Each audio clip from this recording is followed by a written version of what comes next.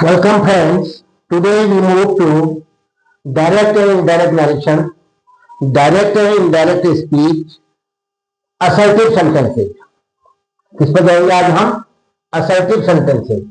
ध्यान रखिए, पहले वाक्य को पहचानना आवश्यक है। डायरेक्ट स्पीच में जो सेंटेंस है वो किस में है, जो रिपोर्टेड स्पीच होता है वो किस टेंस में है, यानी किस टाइप ऑफ सेंटेंस का है। कितने प्रकार के सेंटेंस पढ़ने पड़ेंगे हमको पहचानने के लिए? Assertive sentence, interrogative sentence, commands जिसको आप क्या कहते हो, इंपेरेटिव सेंटेंस कहते हो, और एक्सक्लेमेटरी सेंटेंस और ऑप्टेटिव सेंटेंस। असर्टिव सेंटेंस क्या होते हैं? साधारण वाक्य होते हैं। इनमें किसी घटना का वर्णन होता है, वो हाँ में भी हो सकता है, नहीं में भी हो सकता है। इंट्रोगेटिव सेंटेंस में रिपोर्टेड स्पीच में प्रश्न पूछे जाते हैं। इंपेरेटिव सेंटेंसेज में वर्ब से क्रिया, यानी वर्ब से शुरू होता है सेंटेंस। ऐसी स्थिति में, या लेफ्ट से शुरू होता है, ऐसी स्थिति में कोई ऑर्डर दिया जाता है, कोई रिक्वेस्ट की जाती है, कोई एडवाइस की जाती है, कोई सजेशन दिया जाता है, कोई प्रोपोजल रखा जाता है।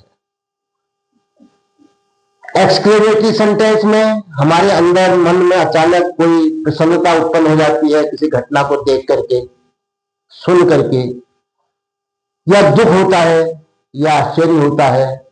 आप जानते हो क्या करते हैं हम लोग? हम मन के हर्ष, मन का सुख, मन की प्रसन्नता को व्यक्त करने के लिए तो रिपोर्टिंग वर्ब भी चेंज होती है ना, वाक्य को इससे पहचानना जरूरी है। Bravo, you have won the match, you have done well, you have won the match, well done. तो भाई उसके अनुसार क्या होगा? रिपोर्टिंग वर्ब भी तो चेंज होगी। Exclaimed with Joy, exclaimed with delight. दुख की बात है तो एक्सक्लेम्ड विद सॉरो, सरप्राइज की बात है तो एक्सक्लेम्ड विद सरप्राइज।